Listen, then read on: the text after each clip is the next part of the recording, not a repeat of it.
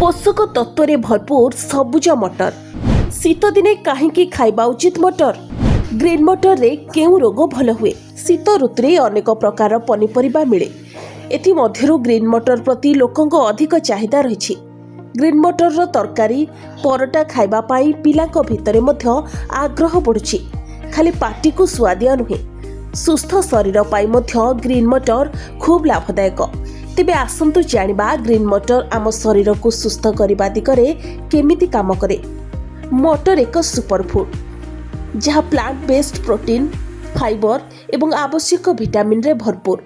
स्वास्थ्य विशेषज्ञों अनुଯାयी सबुज मटर खाइबा जेतिकी स्वादिष्ट ताठू बेसी स्वास्थ्य हितकर। सबुज मटर पोषक तत्व रे भरपूर थाए। मटर रे vitamin C, calcium, iron, folate, fibre, magnesium, phosphorus एवं पोटासियम भली अनेक जरूरी पोषक तत्व रही।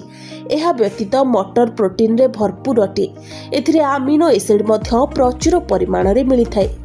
शाकाहारी मानक पाई एहाकु प्रोटीन रो सबुठारु भल उत्स बोली कुहा जाई पारे। खाद्य रे नियमित मटर शामिल करबा द्वारा प्रोटीन रो अभाव हेबो नाही एवं यह स्वास्थ्य पाई मध्य लाभदायक अटे। मटर रे पोटासियम प्रचुर परिमाण रे थाए।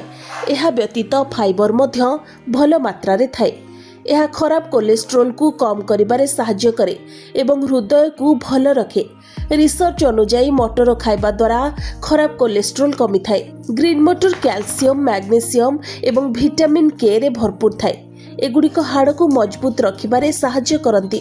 बयस बढ़िबा सहित हाड़ दुर्बल हो जाए, किंतु मटर खाइबा द्वारा एही समस्या को रोकिबारे सहाय्य मिल पारे। मटर रे हाई फाइबर एवं प्रोटीन थाए जहाँ अधिक खाइबार इच्छा को नियंत्रण करिथाए।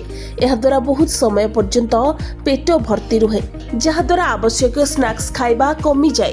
तेणु मटर खाइबा ओजन कमाइबारे मध्य सहाय्य करिथाए। ब्यूरो रिपोर्ट, प्रभाव न्यूज।